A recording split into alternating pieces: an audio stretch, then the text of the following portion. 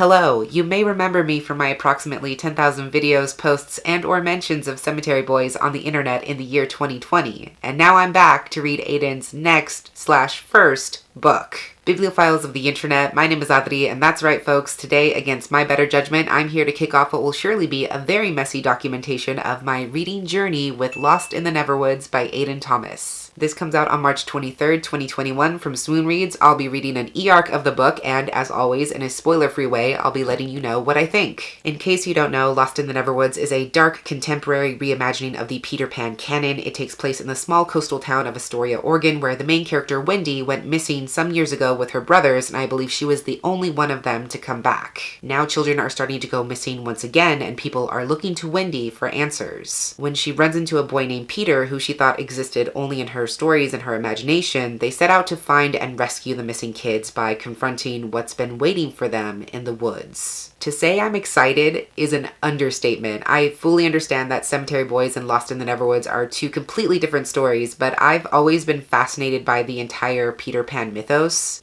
minus the entirely racist portrayal of Indigenous peoples, which I'm fairly confident in assuming will not be present in this book. And I do own the ebook of Cemetery Boys as well, which has a sort of chapter sampler for Lost in the Neverwoods at the end, which I have read and really enjoyed, but of course I will start over and refresh myself on the story. But from what I remember, it was some pretty pristine shit. And of course I decided now would be a good time to read it when I have a million things to do and a ton of end of the year content to produce, so it's very likely you won't be seeing this until a few weeks from now. This transmission is coming from the past. I'm still living through the tail end of 2020 as I film this. And really, isn't that the greatest tragedy of all? So all that is to say, I have things to do today, but I will for sure be starting this tonight, and I will catch you up in my next update.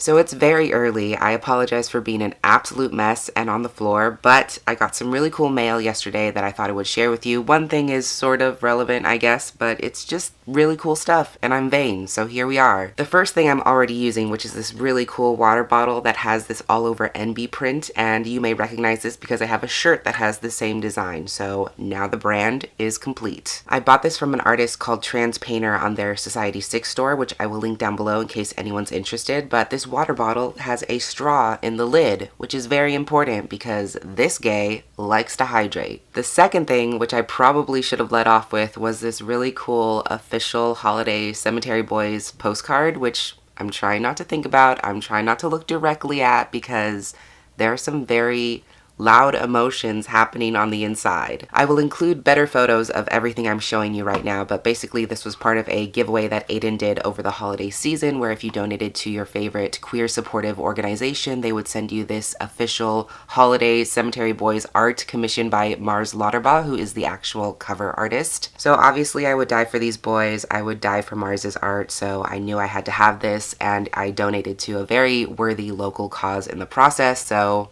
sue me. And the third thing is something incredibly exciting for me personally, and that is this finished hardcover edition of Icarus and the Sun by Gabriel Piccolo, who is this amazing Brazilian artist I've been following for years. This is actually one of his independent projects that he started fundraising for years ago. I want to say I backed this Kickstarter in like 2018. It's a fully illustrated, fully colored graphic novel that's all about Icarus falling in love with this human incarnation or physical incarnation of the sun, and from what I've seen and from what Buddies posted. It is so beautiful and I cannot wait to finally read it. So in short, all of these things were things I got in the mail yesterday, and yes, it did feel like a big, huge cosmic reward from the universe, so I'm feeling pretty good. I almost forgot to mention that as of filming this, it is Tuesday morning, and every Tuesday morning I host a chill silent reading hour with my friend R, so I'm going to be doing that in a little bit. So if you see any B-roll footage of what looks like me reading off my e-reader on a webcam, that's basically what it is. I'm very excited to see all my bookish friends and finally tell them I'm reading Lost in the Neverwoods. I think they are going to lose their minds, and it's going to be so much fun to talk about it with them. I can't wait.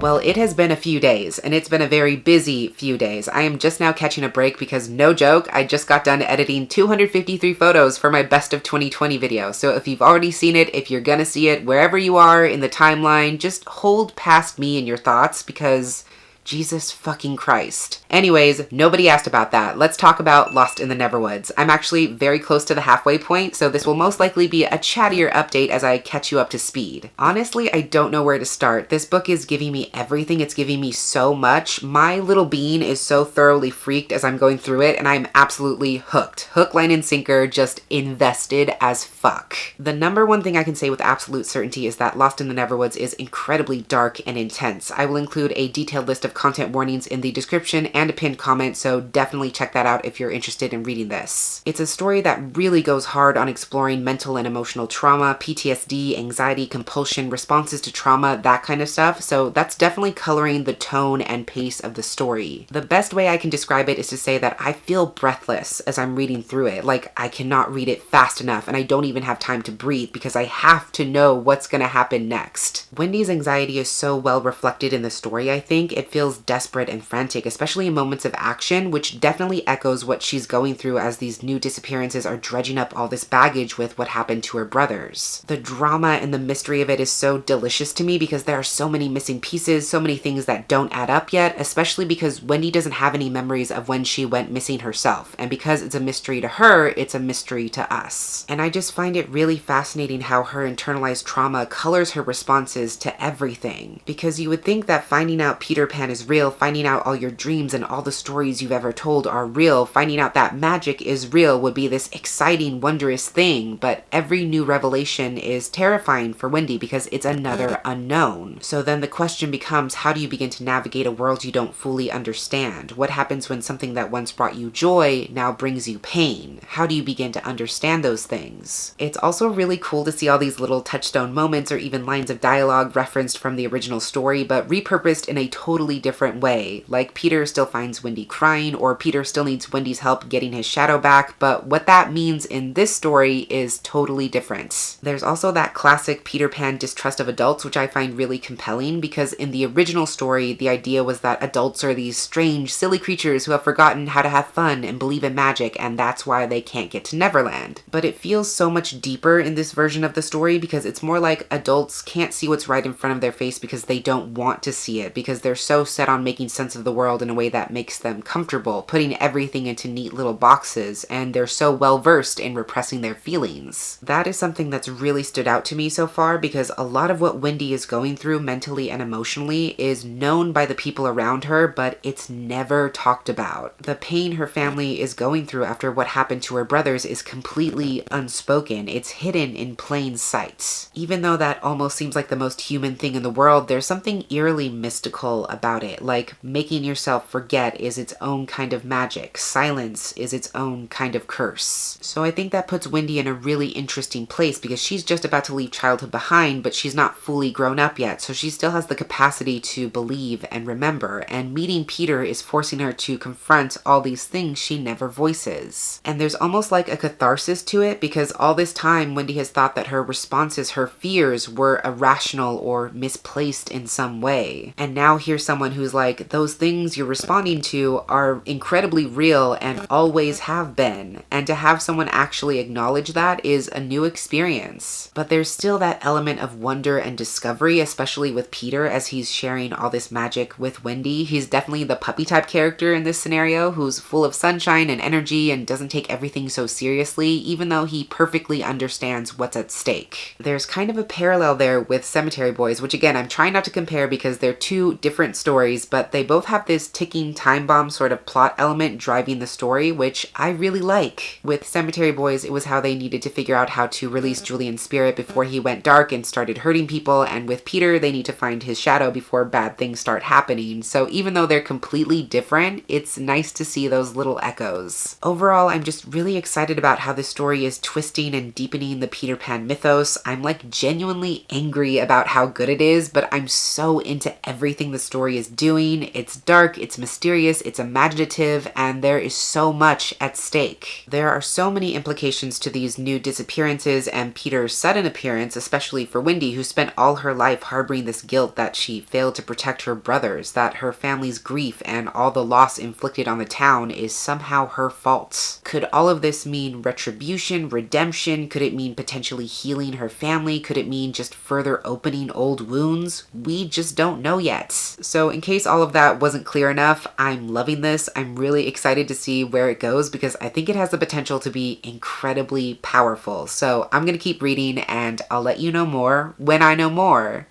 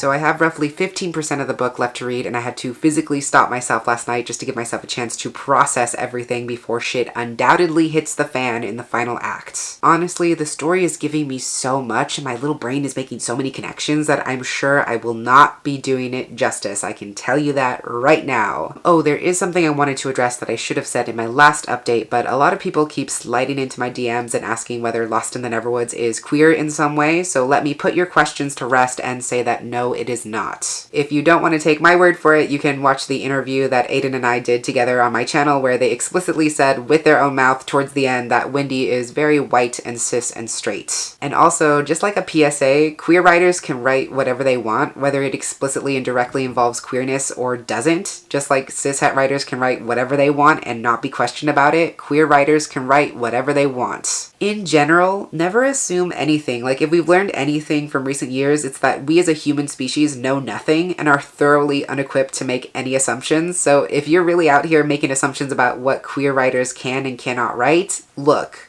at me. Stop. Don't do that. Anyways, that's the least interesting thing I had to talk about, but I'm still very much loving this. It's such a deeply emotional story that explores trauma in really interesting ways. It has a lot to say about Neverland as a metaphor for otherness and as a space where people go when they feel like they don't belong anywhere or like they don't have a place or they need some place to process. And there's a lot of exploration about the reciprocal or transitive relationship between pain and joy and how one tends to grow stronger in the other one's absence. It's like the more afraid these characters are, the more hesitant they are, the stronger this dark power lurking in the woods grows, and the easier it becomes for it to cause even more destruction. It's a cycle where bad things keep happening, and the more kids who disappear causes more families to grieve, causes people to be even more defensive and sort of raise their hackles, which only gives more power to the darkness. I appreciate that part of Peter's role in the story is to take care of Wendy in some ways, and to also reintroduce her to joy, to encourage her to stop and experience good things and safe things,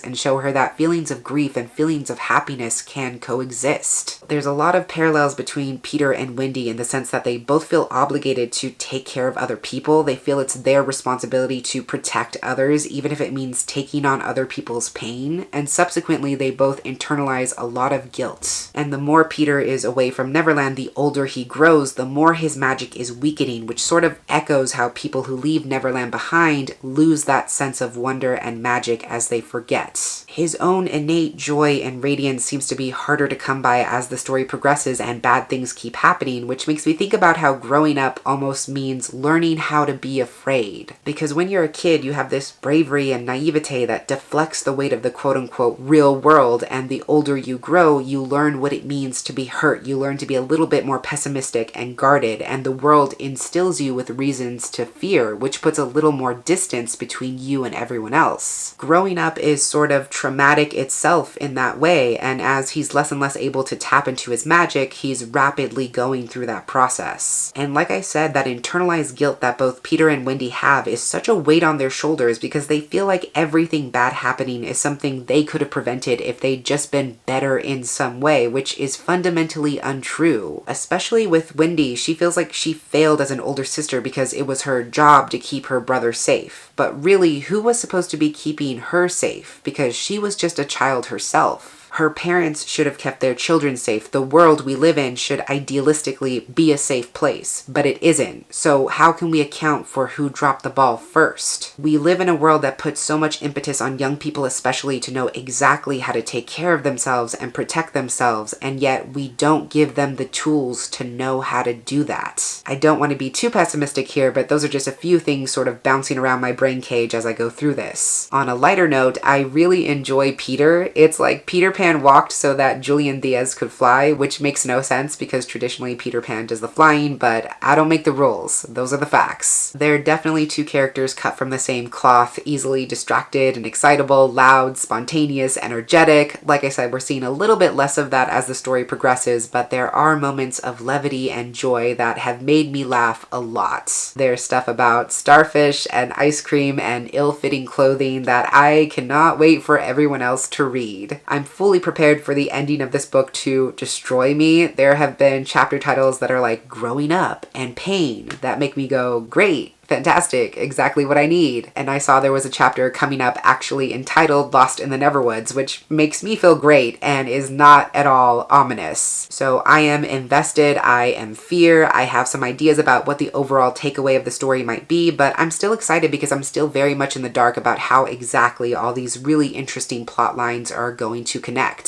So I will most likely finish this tonight, and then I will let you know my final thoughts.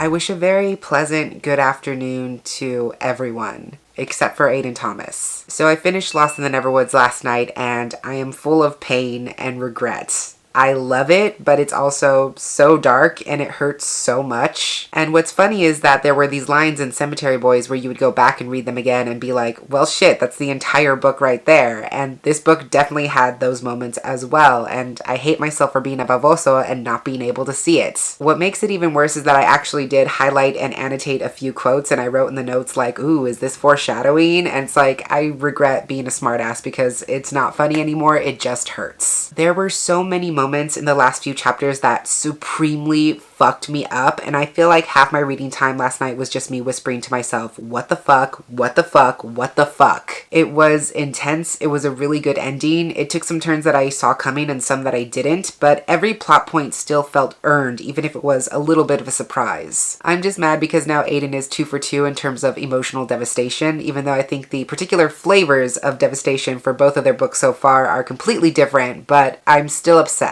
I finished this book at like 11 o'clock at night, and I immediately messaged Aiden like, what the fuck, I hate you so much. And I sent a lovingly curated mood board as well. It was very on brand. Aiden, if you're watching this like a chismoso, you know, it was late, I was tired, I was going through a lot, you know, I was upset, the wounds were still fresh, and I meant every word. You know what you did. But anyways, let's get some fully formed thoughts going here. Overall, I found this to be such an innovative retelling that harkens back to the Peter Pan narrative we're all familiar with and frames Peter in a completely different way. This story more closely examines Neverland as a metaphorical space to shelter children, to help them escape, and to process trauma in some ways. It is dark and twisted and deeply fucked up, but I think it presents two emotionally complex characters who represent a sort of reconciliation between pain and joy, as I've said in previous updates. I think the story also has a lot to say about how internalized trauma and traumatic reactions like anxiety, panic attacks, night terrors, etc. are the body's way of remembering and processing things our minds just can't. And for Wendy, it works both ways, where her body will react or respond to something she doesn't remember, but her feet will also remember a path she took before. Her mind will remember how something felt, even if the memory is unclear. And so she's able to do scary or impossible things because she remembers based on her reactions that she's faced these things before, even if she can't remember the circumstances. I think that's really powerful, you know, doing things that are difficult and terrifying because you have to, because you don't have another choice, because you know you can get through it, because you know you're built to survive it, if that makes sense. There's also a lot of exploration as to how grief and loss have a ripple effect that branches out and touches every part of our lives. When we lose people, we're mourning more than just the loss of their presence. Grief changes us and can change how we interact and connect with people in fundamental ways. Loss claims more than just bodies. Grief robs us of warmth and joy and hope and light. Pain makes it harder for us to remember or imagine happiness for ourselves. And that ripple effect is illustrated even more in this story as children go missing and more families start going through what Wendy's family is still going through. And like I said before, that fear and distrust is cyclical and only feeds into the darkness. I think that's why the relationship between Peter and Wendy is so important, because even though terrible things are happening, he represents this bright light that breaks open the darkness of Wendy's grief and shows her that grief contains more than just pain. You can mourn someone and remember the good memories you shared together, the joy you experienced together, the things that brought you closer to each other, and that's also part of the grieving process. I feel like that's the heart of the story, this idea that pain is a self-replicating, all-consuming entity that grows stronger the more we feed into it, which is why it's so important to draw strength from moments of joy and happiness, either remembered or experienced. There's also some stuff in here about the power of being seen and being believed for both Wendy and Peter, and knowing that you don't have to face the hard things by yourself. I don't know, it was really good, it was really thoughtful, it was really painful, and it centers another tragically impossible romance that still gives you reason to hope, which I really appreciate. If I had to critique anything, I would say that the villainous characters in this story, because there is more than one, could have used a little more development, a little more backstory, just something to round them out a little bit more and really drive home their motives. And Wendy's best friend Jordan could have used a bit more page time because she kind of flits in and out of the story and doesn't contribute too much to the plot. I understood her role as being Wendy's support system, as being another person who intellectually knows what Wendy's going through but doesn't necessarily understand it. I get that she was there to bring in that tension, but it also kind of felt like you could cut her out of the story and still essentially have the same book.